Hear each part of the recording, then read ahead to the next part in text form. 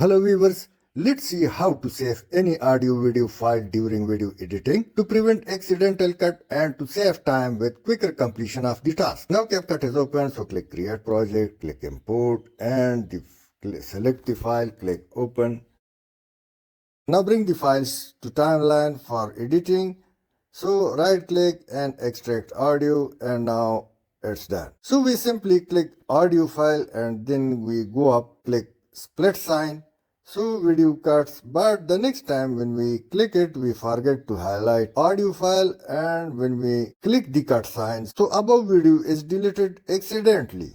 Now to reverse that accidental cut, we simply go and click undo, but this is a waste of time. So simply come and click this lock sign, and now you can see that the video track is locked. If I click it, so above mentioned cutting icons are locked and there can be no cutting on the above mentioned track. So let's cut the below mentioned track. So for quicker cutting, let me click turn on preview X, and now you can see a brown slim line. So bring it to the area which you want to cut, use shortcut key and do quicker cutting, so you may cut audio or video file easily. So let me go up and turn off preview X. Now quick cutting is over, and click delete the unwanted areas with control key and press delete to remove it at once. Also click again the lock sign to unlock the above track, and now cutting is completed. Simply bring the files. Now click both audio video tracks with the help of control key. Now both are selected, so cut it at the end. Remember, you can also not only unlock video file, but you can also unlock the